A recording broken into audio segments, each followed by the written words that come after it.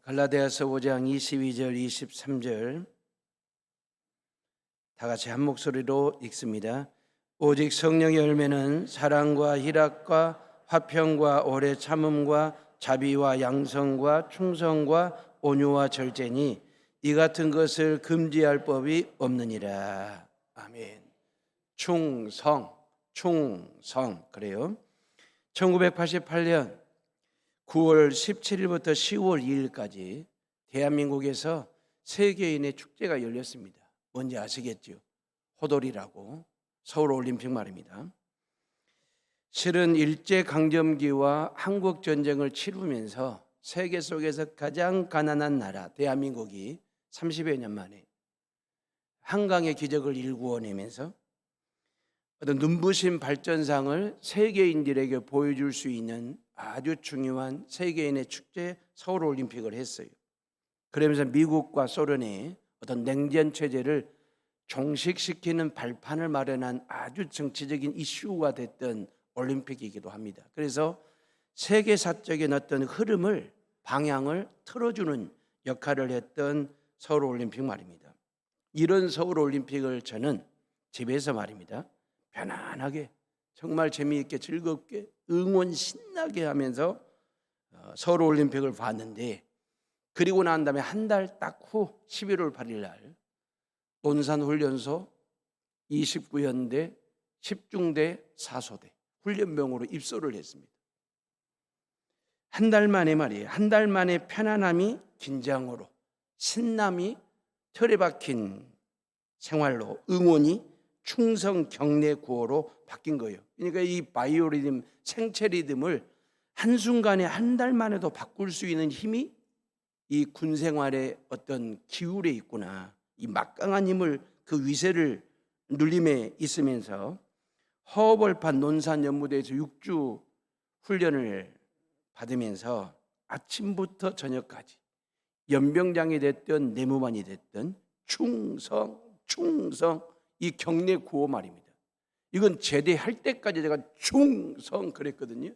요 소리 말입니다. 그래서 그런지 대한민국의 모든 머슴아들한테 이 머릿속에 충성 이미지, 느낌이라고 하는 것은 상명하복처럼 절대 복종을 해야 되는 것처럼, 그리고 목숨, 나라와 민족을 위해서 목숨을 거는 것처럼, 그러면서 충성이라는 단어를 생각할 때마다 막 이순신 장군이 막 오버랩이 되면서 말이에요. 그런 생각들. 그러면서 이런 시도 떠오르더라고요. 이런들 어떠하리, 저런들 어떠하리, 만수산 드렁치기 얽혀진들 어떠하리, 이같이 얽혀서 100년까지 누리리라. 이성계의 아들 태조 이방원이가 이 고려 말기에 충신이었던 그 정몽주에게 회책, 다시 말하면 회유하려고 지은 하여가라고 하는 시잖아요. 고려를 향한 충성심을 내려놓고 이제 조선 개국의 1등 공신이 되라고 압력과 압박을 가하면서 이러한 하여가를 한 거예요. 여기에 정몽주가 단심가로 답시를 보내잖아요. 이 몸이 죽고 죽어 100번 고쳐 죽어 백골이 진토되어 넋이라도 있고 없고 임을 향한 일편단심 가실 줄이야 있으랴. 나는 고려말 충신으로 남겠다는 거죠. 그러면서 헌죽교에서 정몽주가 죽임을 당합니다. 충성을 목숨과 바꿨던 이 충신 정몽주의 결기 말입니다. 사람과 사람 사이에도 이런 충성을 주고받아요.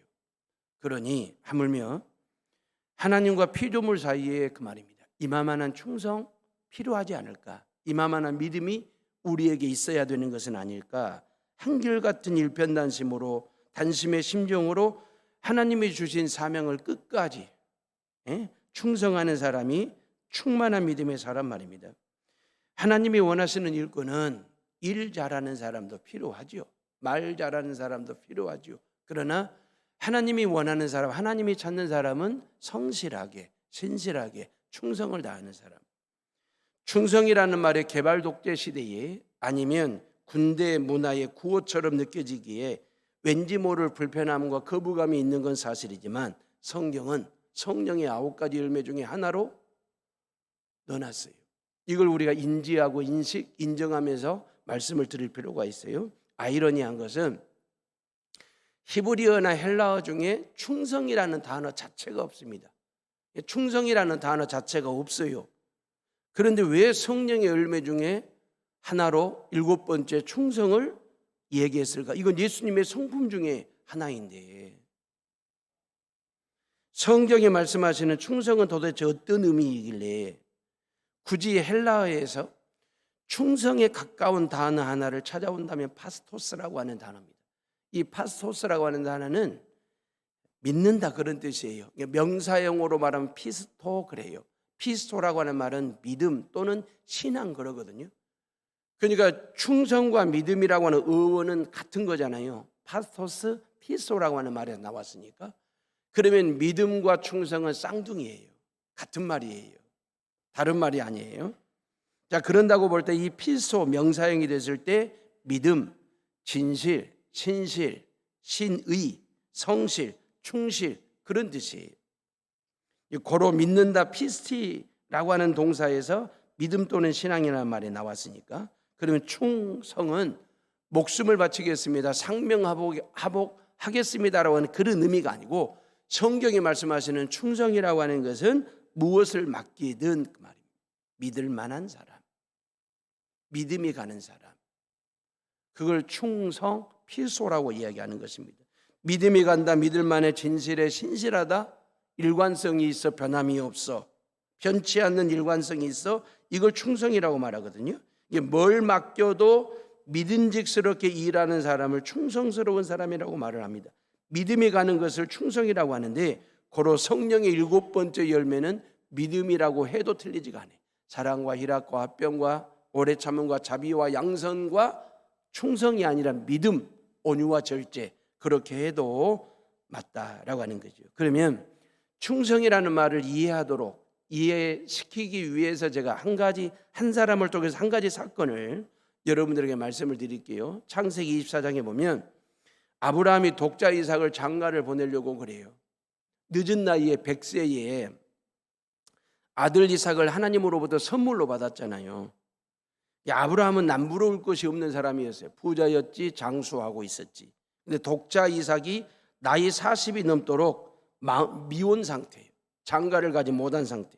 그러니까 아브라함의 입장에서 내가 언제 죽을지도 모르는데 애비의 심정으로 이 40살 된 이삭 장가 보내는 게 어찌 보면 이 부부에게는 아주 중요한 일이에요.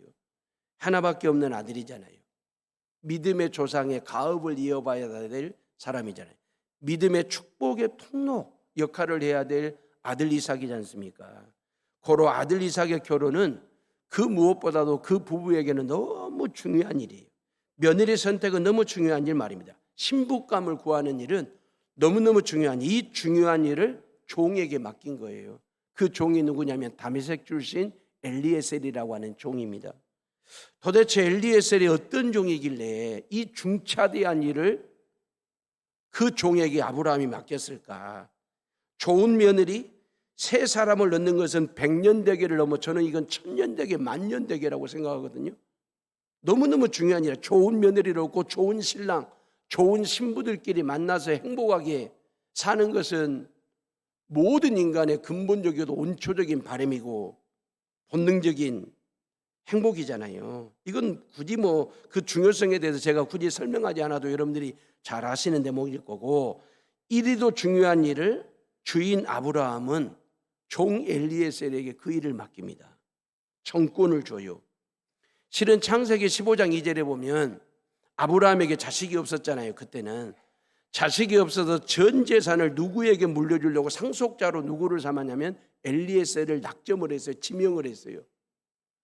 그 정도로 아브라함의 전 재산을 상속자로 물려줄 정도로 엘리에셀은 주인 아브라함에게 신뢰를 받는 사람이었습니다. 신망이 두터운 사람이었습니다. 그때 하나님이 말리죠. 하지 마라. 그러면서 창세기 18장에서 네 아내 사라의 몸에 아들이 있을 것이다. 그 약속을 하시고 창세기 21장에 드디어 기다리고 기다리던 아들이 아브라함의 집에 태어나요. 아빠 아브라함은 100세, 엄마 사라는 90세. 현대의학으로는 설명할 수 없는 영역, 하나님만이 하시는 일이기에 가능한 일, 그 말이에요. 그러면서 창세기 22장에 큰 고비가 오죠. 100세에 낳은 아들 이삭을 모리아산의 번제물로 바치라고 하시는 하나님의 준엄한 명이 떨어집니다. 줘놓고 바치래. 머릿속에 복잡해질 상황입니다. 고비 있죠. 주시는 하나님과 달라는 하나님 다를까? 이 부부에게는 엄청난 곤욕이에요. 고비입니다. 번제물로 바치라고 하시려면 아예 처음부터 주지를 말든지 다 키워놨더니 달래, 바치래, 드리래.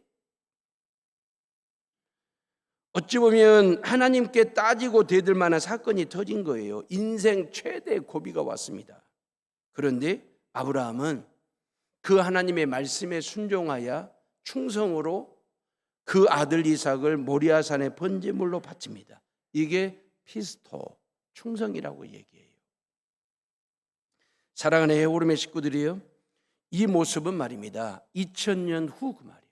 2000년 후 하나님 아버지께서 골고다 십자가 위에 아들 예수, 독생자 아들 예수를 속죄 제물로 바치고자 하시는 그 하나님과 그 아들 예수의 모습을 예고편으로 2000년 전에 보여주신 거예요. 지금으로부터 4000년 전에 아브라함과 이삭이 모리아산의 번제물로, 지금으로부터 2000년 전에 하나님 아버지와 아들 예수가 골고다 언덕 십자가 위에 속죄 제물로 아들을 바치는, 희생시키는 그 모든 일들은 그 말이에요. 우리를 향한 하나님 아버지의 사랑이 얼마나 큰지, 우리를 향한 하나님 아버지의 충성과 아들 예수의 충성이 얼마나 대단한 건지를 미리 2000년 전에 보여줬고 4000년 전에 보여준 얘기예요. 어찌됐든 아버지 아브라함과 아들 이삭은 인생 최대 위기와 고비를 뭘로요? 순종과 충성으로 이겨내고 극복을 해냅니다. 하나님은 아브라함의 그 믿음을 보시고 그 말이에요. 이삭을 대신할 번제물로 순양을 준비합니다. 그 순양을 번제물로 하나님이 받으셔요. 그러니까 아브라함과 이삭, 아들과 아버지가 함께 하나님이 예비하시고 준비하신 순양을 번제물로 바치고 아들 이삭을 살린 상태로 돌아오는 상황 말입니다. 그때 하나님께서 하시는 말씀이 아브라함에게 너에게 이만한 믿음이 있는지를 몰랐다. 너에게 이만한 믿음이 있는지를 내가 확인했다. 그러면서 내가 너를 열국의 아비로 쓸게. 믿음의 조상으로 쓸란다.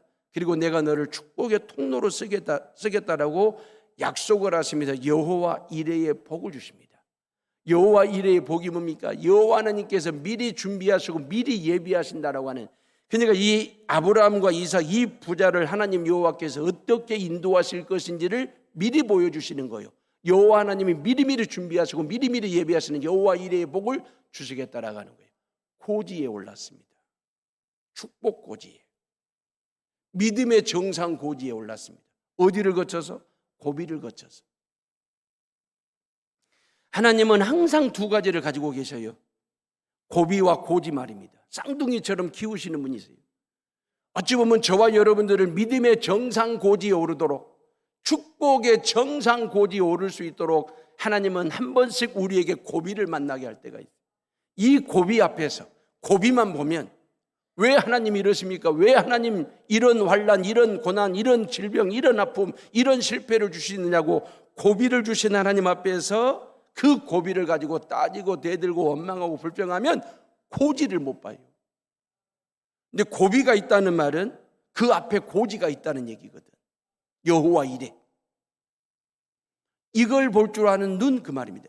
이걸 생각할, 이게 신앙의 공식이에요. 이게 신앙의 정석입니다.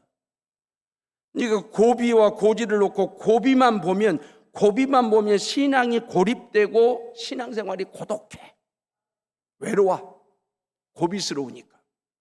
근데 이 고비를 넘어 고지를 보면 고독도 고립에서 벗어나 고공, 비행하는 신앙의 날개짓을 할 수 있는 그 믿음의 정상고지에 오르게 하시는 하나님은 한 번씩 고비를 디딤돌 삼게 하실 때가 있다 그 말이에요.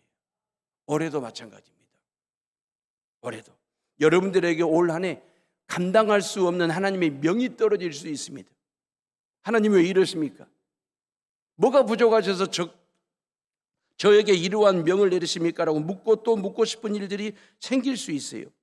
순종과 불순종 사이에서 고민스러운 일들이, 신앙과 불신앙 앞에서, 충성과 불충성 사이에서 갈팡질팡 오락가락 고뇌할 건들이 생길 수도 있습니다. 이러면 고비이죠. 근데 이 고비를 넘어 고지에 오르시려면 그 말이에요.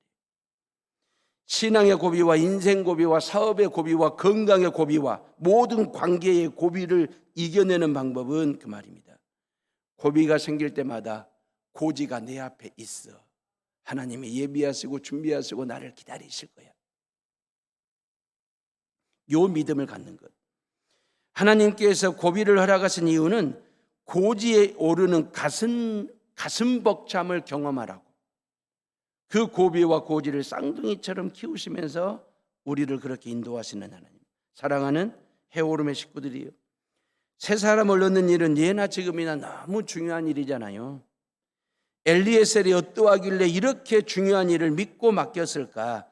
전 재산을 물려주고 싶을 정도로 신뢰를 얻었고 신망이 두터운 그 엘리에셀 말입니다. 게다가 이삭의 나이가 40이면 스스로 신부감을 구할 수도 있는 나이예요.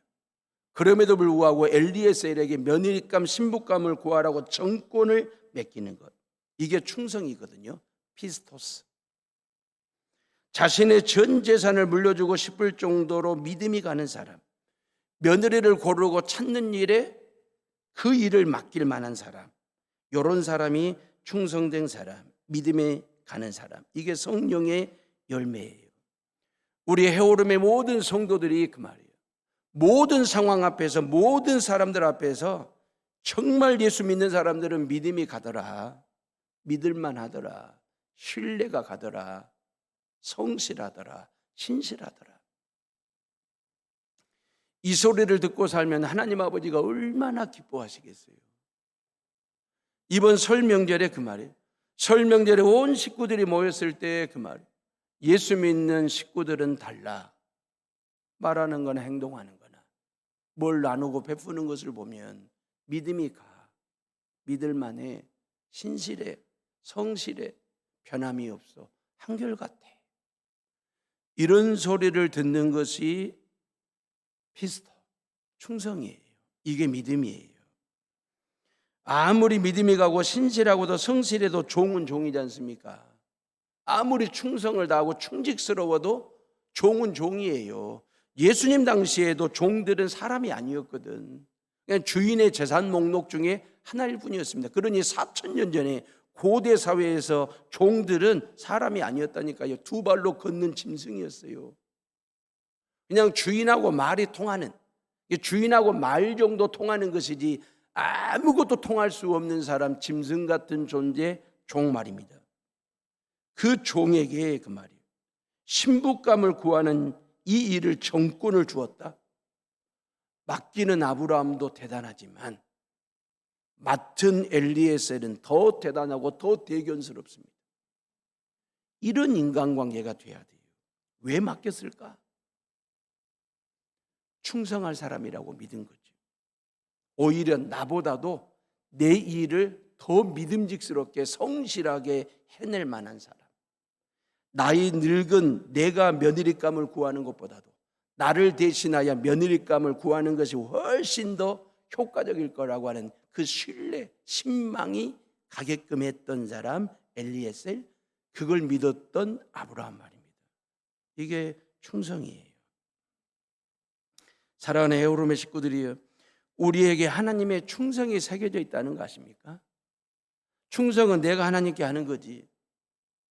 아니요. 하나님 아버지가 저와 여러분들에게 충성하셨다는 거 아십니까? 죄인된 저와 여러분들의 죄값을, 이 죄 문제를 해결하시려고 누가 이 일에 쓰임받을 만할까? 누가 믿음직스러울까? 누가 충성할 수 있을까? 석가모니를 보니까 아니야. 소크라테스 아니야. 성 어거스틴 아니야. 아들 예수가 적격이에요. 다 석가모니라는 건 다 예수님 전시대 사람들 아닙니까? 아들 예수가 적격이야. 그래서 그 아들 예수에게 인간의 몸을 입혀가지고 이 땅에 성탄케 하신 거예요. 죄인들의 죄값을 완벽하게 확실하게 해결하시고자 하시는 하나님 아버지의 충성. 누구를 위한 충성? 죄인들을 위한 충성. 아들 예수가 인간의 몸을 입고 이 땅에 성탄 충성.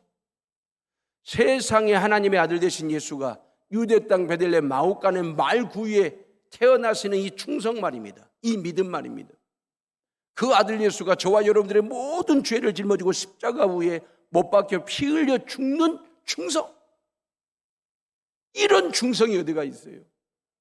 당신의 목숨을 버려서라도, 당신의 목을 십자가에 걸어서라도 저와 여러분들의 죄값을 지불할 수만 있다면, 죄 문제를 해결할 수만 있다고 한다면 그 일에 아들 예수가 충성. 그리고 약속하신 대로 3일 만에 다시 부활 충성. 승천 충성.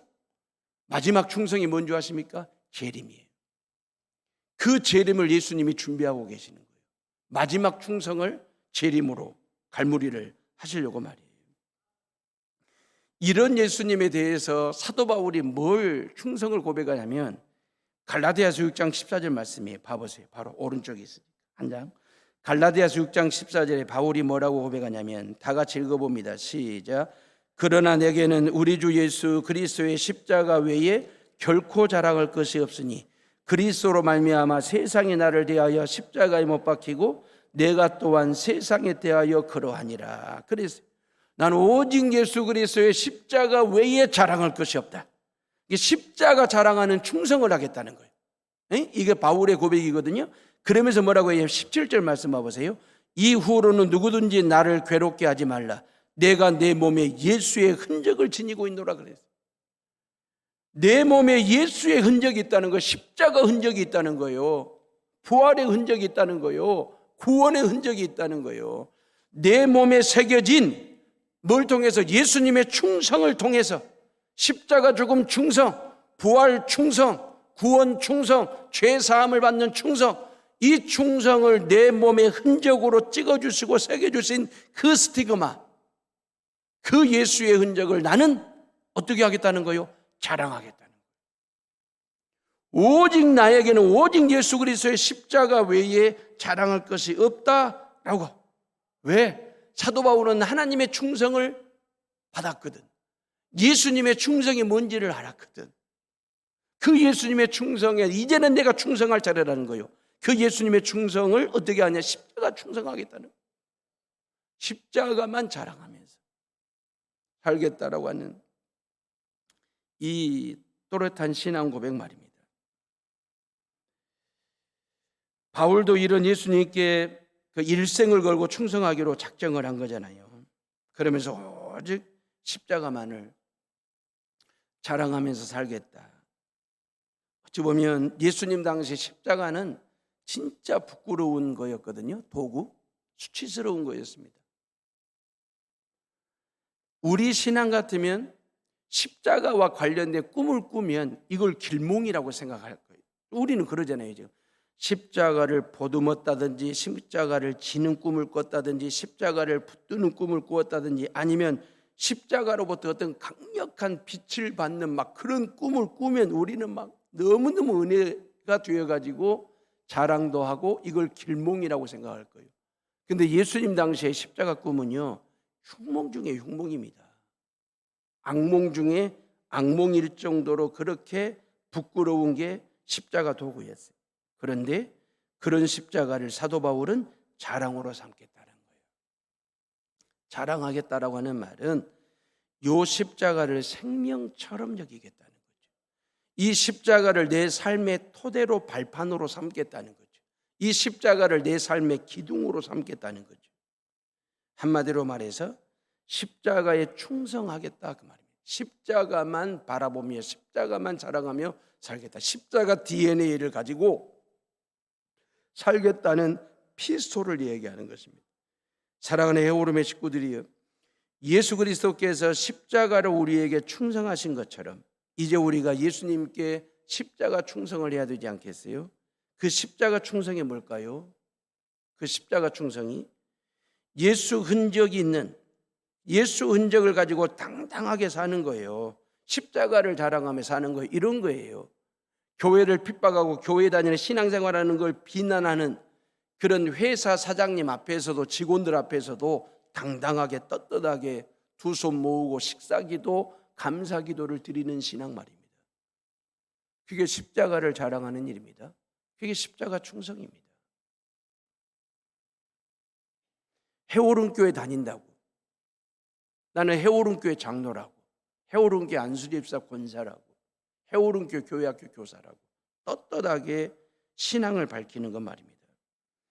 예수님을 생각하고, 여러분들이 예수님을 생각하고 십자가를 생각할 때마다 설레임이 있는지 그 말이에요.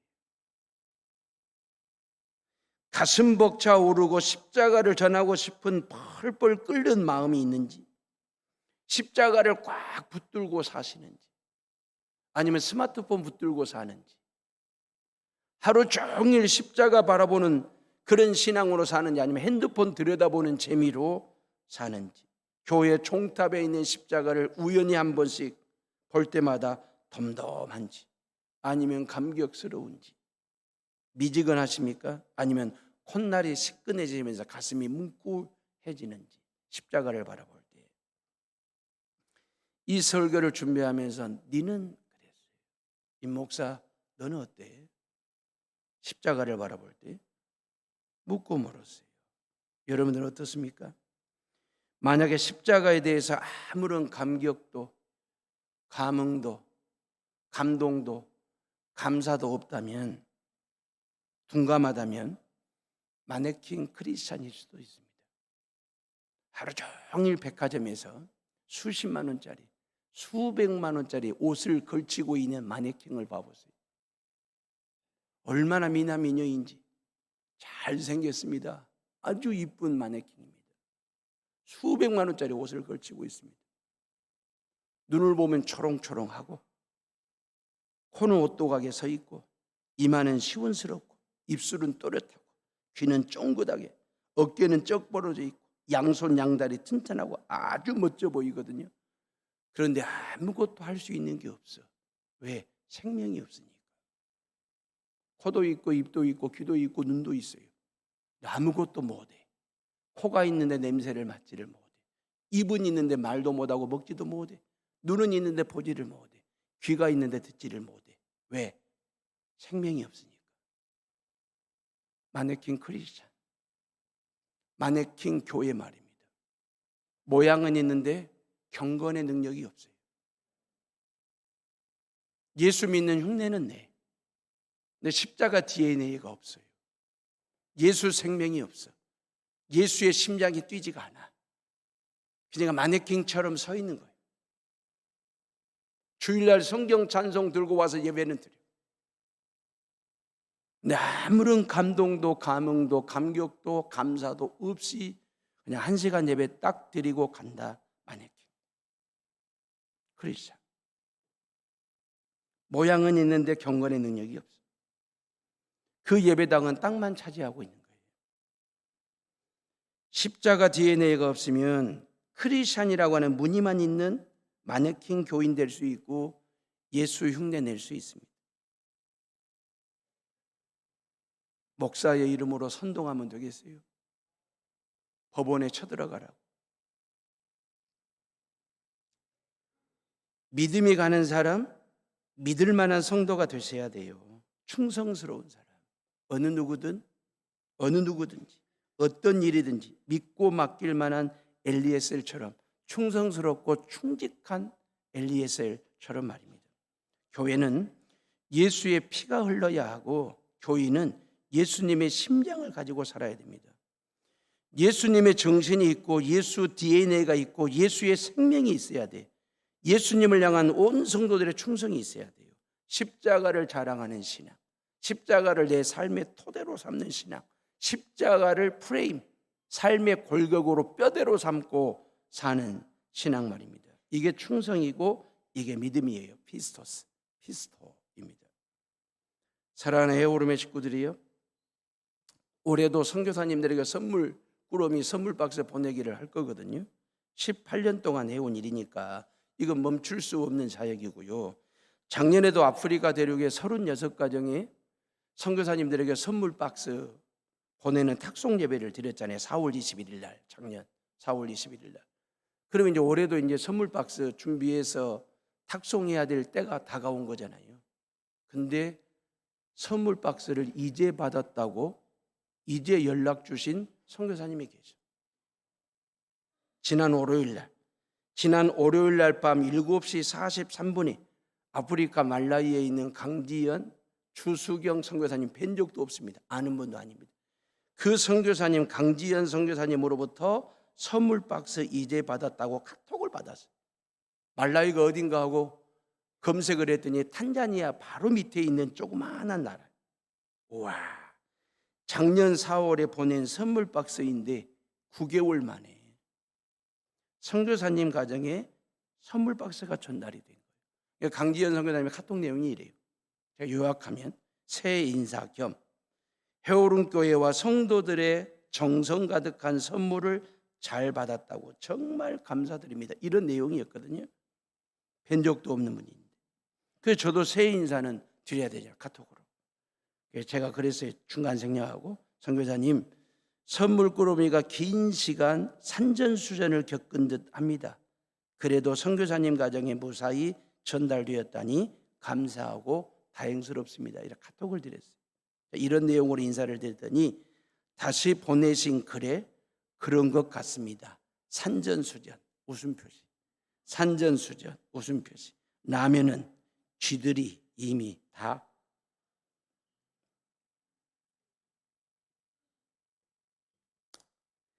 라면 5봉은 쥐들이 이미 다 먹었더군요.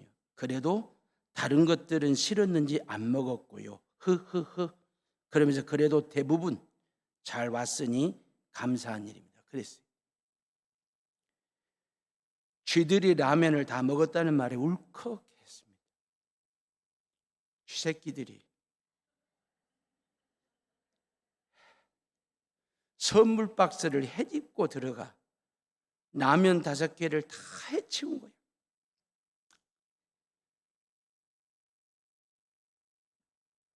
목양실에서 먹먹한 가슴을 부여잡고 울었어요. 마음을 추스리고 이런 내용으로 답을 드렸습니다. 선교사님, 죄송하네요. 아프리카 말라위까지 가는데 선물 박스가 온전할 수는 없겠지만 중간 생략하고 9개월 만에 가면 라면 유효기간이 지날 듯 해서 쥐들이 먼저 시시간 모양입니다 하면서 저도 흐흐흐 그렇게 보냈어요. 다른 물품은 괜찮다고 했지만 쥐들이 헤집고 다닌 선물들이 온전할까? 선교사님들은 대한민국 여수에서 보낸 선물 박스마저도 온전한 상태로 받을 수 없는 분들이시구나. 가슴이 아프면서 한편으로는 감사를 드렸어요. 그 감사가 뭐냐면 선물 박스의 충성입니다. 믿음 말입니다. 여수 해오른교회 이 강단에서 작년 4월 21일 날 탁송 예배를 드리고 이 강단을 떠나는 순간 수많은 사람들의 손에서 손으로 전달되면서 이 선물 박스가 배를 타고 태평양을 지나 인도양을 거쳐서 마다가스카르 섬나라를 타고 들어가면서 말라위 땅 강지연 선교사님 가정의 손에 전달될 때까지 얼마나 많은 사람들이 수고하고 충성했을까. 9개월 동안 비록 쥐새끼들의 공격을 받았지만 그래도 받으셨다고 하니까 이 점이 너무 감사한 거예요. 비록 쥐들에게 물어 뜯기는 상황에서도 멈추지 않고 분실되지 않고 선교사님 가정에 도착하는 순간까지의 충성. 받아놓고 보니 쥐에 물어 뜯긴 선물 박스 엉망이겠지. 그럼에도 불구하고 성도들의 정성 가득한 선물로 받으시면서 고맙다고 인사하시는 그 선교사님의 충성, 신실, 성실, 선의가 우리의 가슴을 뭉클하게 하려. 여러분들의 표정을 보니까 지난주에 약속한 목걸이 이야기는 언제 할까? 설교도 다 끝난 시간이 다 됐는데, 분위기는 다 끝나갈 시간인데 목걸이 얘기는 언제 할까? 다음 주 설 특집으로 해드릴까요? 제 또래 되시는 권사님 한 분이 큰 교회를 나오셨대요. 그리고 다닐 만한, 다시 다니고 싶은 교회를 찾는 중에 우리 해오른 교회를 몇 주 나오신 거예요. 부영요고 쪽에 사시는데 지난 12월에 정밀 건강검진을 받으셨는데 갑상선 쪽에 모양이 안 좋은 게 보이는 걸 봤어요. 그렇게 진단을 받은 거예요. 근데 마음이 편할 리가 없죠. 주일날 부영역 쪽에서 해오른 교회까지 걸어오는데 드리라고 하는 하나님의 세미한 음성을 들었다는 거예요.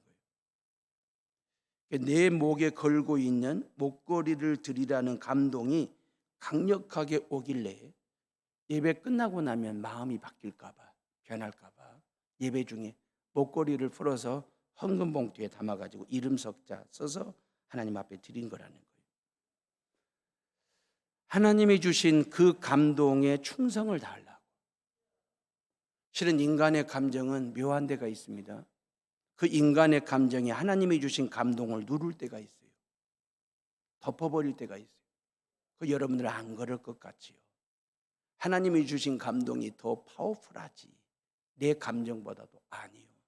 목사인 저도 내 감정 가지고 하나님이 주신 감동 누를 때가, 덮어버릴 때가 얼마나 많은데, 그래서 예배 끝나고 나면 마음이 바뀔까 봐 예배 중에 목걸이를 풀어 하나님 앞에 목걸이를 헌금한 거예요.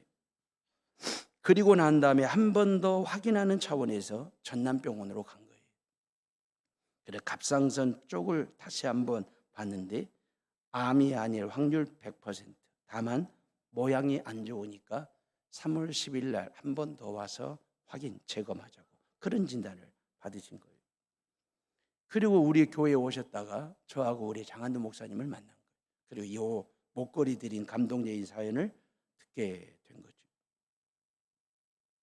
사도 바울은 고린도전서 4장에 우리를 그리스도의 일꾼, 그리스도 1절에 그리스도의 일꾼이며 우리에게 하나님의 비밀을 맡은 자 그랬어요. 우리는 사람의 일꾼이 아니고 그리스도의 일꾼이래요. 그리스도의 일꾼이기 때문에 우리에게 뭘 맡기셨냐면 하나님의 비밀을 맡겼다는 거예요. 그럼 하나님의 비밀이 뭐냐면 아들 예수의 십자가 죽음과 부활이에요. 이걸 믿을 때 구원받는다는 게 비밀이에요. 왜 비밀이냐면 세상 사람들에게는 이걸 누가 가르쳐줘도 들려줘도 깨닫지를 못해. 받아들이지를 못해. 안 믿어. 거절을 해. 그래서 십자가 죽음과 부활은 세상 사람들에게는 비밀스러운 얘기라는 거예요. 근데 저와 여러분들에게는 이 비밀이 아니라 축복이잖아요.